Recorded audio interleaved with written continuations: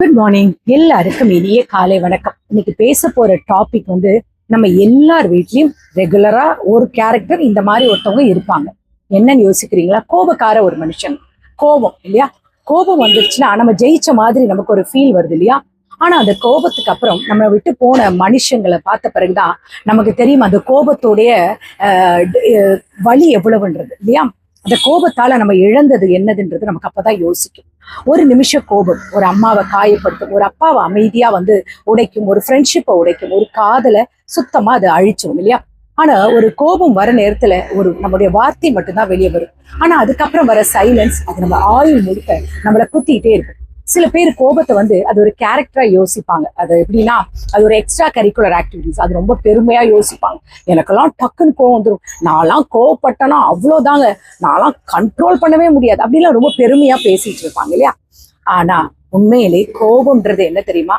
முதல்ல மற்றவங்களை அழிக்காதது, நம்மளையே அது ஸ்லோவா அழிக்கிற ஒரு ஸ்லோ பாய்சன் தான் நமக்கு வர அந்த கோபம்.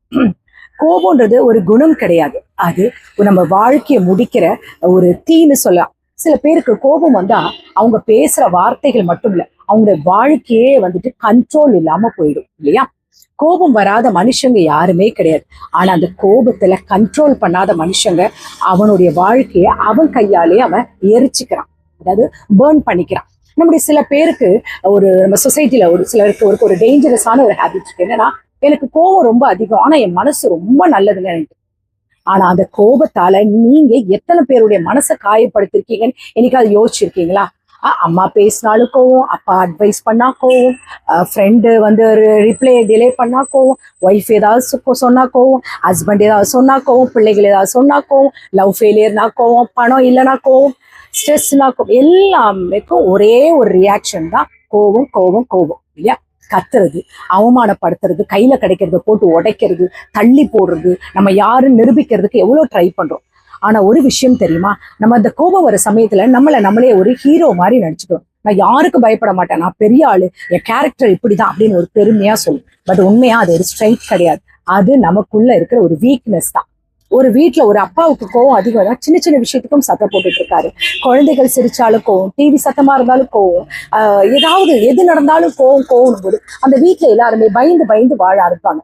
அம்மா பேசுக்கு முன்னாடி 10 தடவை யோசிப்பாங்க, இதை சொன்னா அவருக்கு கோவம் வந்துருமோ, இதனால எதுவும் சண்டைகள் வந்துருமோ, இதனால குழந்தைங்க கஷ்டப்படுமோ அப்படின்னு யோசிப்பாங்க. குழந்தைங்க அப்பாவை பார்த்தாலே அவர் அந்த ரூம்ல இருக்காருன்னா குழந்தைங்க வேற ஏதாவது ரூம்ல போய் ஒளிஞ்சு உட்காந்துப்பாங்க. சரியா? ஒரு நாள் இந்த அப்பா என்ன பண்ணும்போது தனியா உட்கார்ந்துருக்கும் போது அவருக்கு புரியும், நம்ம ஃபேமிலிக்காக தானே இவ்வளவு ஓடி ஓடி ஒழிச்சோம், ஆனா இன்னைக்கு ஃபேமிலி எல்லாருமே நம்மளை யாருமே கண்டுக்காம ஒதுங்கி தூரம் போயிட்டாங்களே.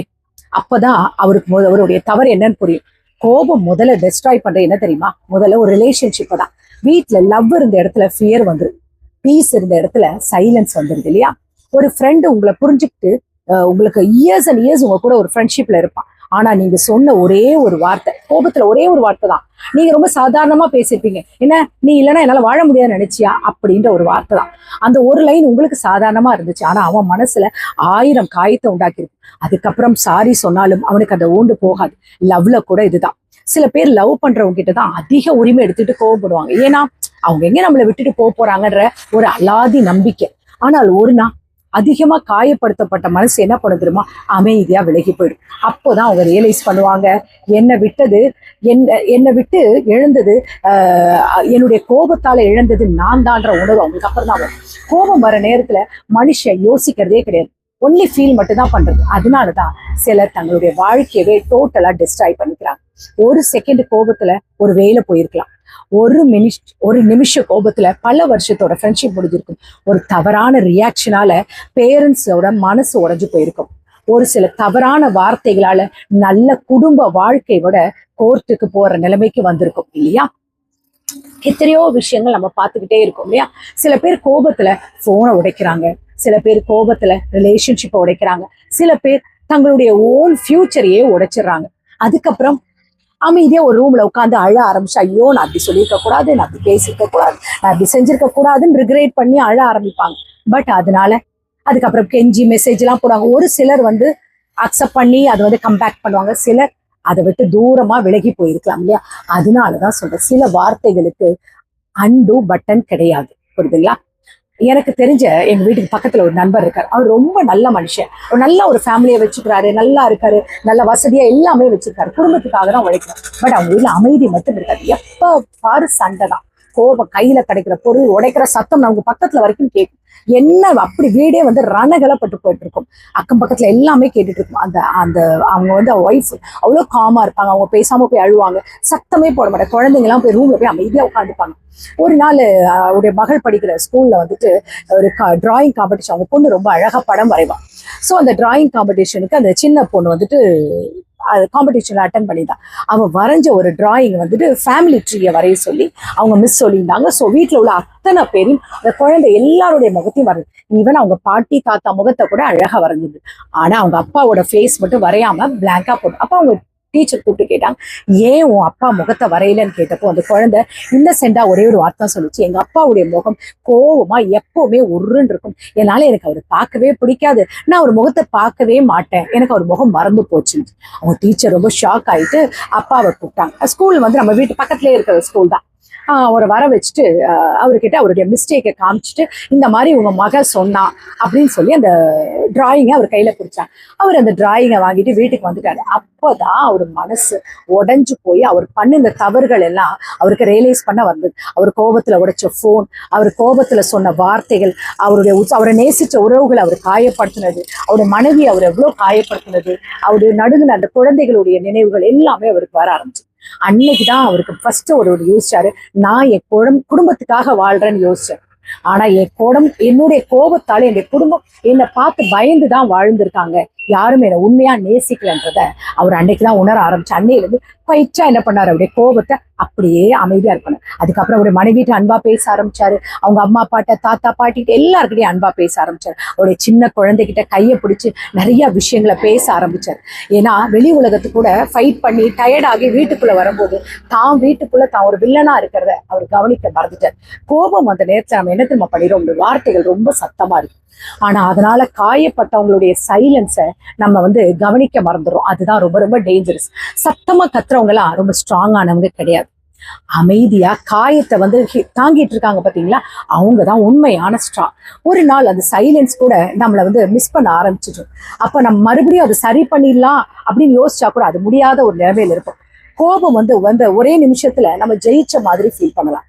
ஆனா அந்த கோபத்தால நம்ம உயிருக்கு உயிரா நேசிச்ச எத்தனையோ பேருடைய மனசை நம்ம காயப்படுத்துறோம் இல்லையா. உண்மையா தோத்துது யாரு? வாழ்க்கையில நிறைய பேருடைய இழக்கிறோம் அப்படின்னா அது நம்ம காரணம் வந்து விதி கிடையாது, நம்முடைய கோபம் தான். ஒரே ஒரு நிமிஷ கோபத்தால பல வருட ரிலேஷன்ஷிப் உடைஞ்சிருக்கலாம், அப்பா அம்மாவுடைய காயப்படுத்திருக்கலாம், நம்ம காதலிச்சிருக்கவங்க நம்மளை விட்டுட்டு போயிருக்கலாம், நம்ம ஃப்ரெண்ட்ஸ் நம்ம கிட்ட பேசாம ஒதுங்கி போயிருக்கலாம், இன்னைக்கு நம்ம தனிமரமா இருந்திருக்கலாம். ஆனா நம்ம கோபம் போன பிறகுதான் நம்ம யோசிப்போம் இல்லையா, நம்ம இப்படி சொல்லியிருக்க கூடாதோ, நம்ம பேசியிருக்க கூடாதோ அப்படின்னு நமக்கு ஃபீல் ஆகும் இல்லையா. சில நேரம் அந்த ரெக்ரெட் கூட லேட் ஆயிடுது. அதனால கோபம் வந்தா உடனே பேசிடாதீங்க, கொஞ்ச நேரம் அமைதியா இருங்க. என்னத்துக்காக நம்ம கோவப்படுறோன்றதை யோசிக்க ஆரம்பிங்க. சில நேரம் நம்முடைய கோவம் 5 நிமிஷம் தான் இருக்கும், அதனால மற்றவங்களுக்கு வர காயம் பல வருஷங்கள் இருக்கும். ஒரு ஸ்ட்ராங் மனுஷனா யாரு தெரியுமா?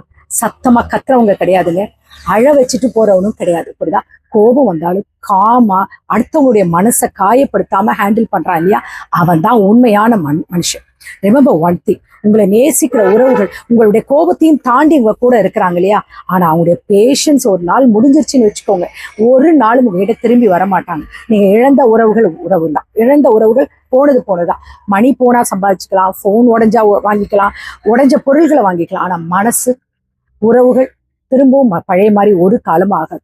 இன்னைக்கு இந்த நிமிஷம் நீங்க ஒரு நிமிஷம் நீங்க யோசிங்க, இந்த வீடியோ உங்க மனசை டச் பண்ணிருந்தா உங்க லைஃப்ல யாரையாவது நீங்க கோபத்தால இல்ல நீங்க நேசிச்ச உறவுகளை ரொம்ப காயப்படுத்தீங்க, பாசிபிள் உங்களால முடிஞ்சா ஒரு சாரி சொல்லுங்க. ஏன்னா சில ரிலேஷன்ஷிப் ஈகோவை விட முக்கியமானது. கோபத்தால வாழாதீங்க, அன்பால வாழ்ந்து பாருங்களேன். இனிமே வெளியே போயிட்டு வீட்டுக்கு வரும்போது வில்லியா வராதீங்க, ஹீரோவா வாங்க, ஒரு ஹீரோயினா வாங்க. ஏன்னா நம்ம வீட்டுக்குள்ள வரும்பொழுது நம்மளை பார்க்கும்பொழுது நம்முடைய குடும்பம் நம்ம கூட அன்பா வரும், அவங்களுடைய மனசுல உள்ளதை ஷேர் பண்ணணும், நம்மளை கண்டு ஒதுங்கி போகக்கூடாது. இப்படிதான் நம்ம எவ்வளவு கோடியா சொத்து சேர்த்தாலும் உண்மையாய் நம்மளை நேசிக்கிற உறவுகள் இல்லைன்னா அப்புறம் நம்ம சம்பாதிச்சு ஒரு பிரயோஜனமும் கிடையாது. கோபத்தால நம்மளால எதையும் சாதிக்க முடியும். பொறுமையா இருந்து பாருங்க, பல உள்ளங்களை நேசிக்கலாம், பல உறவுகளையும் நம்மளை இழக்காம இருக்கலாம்.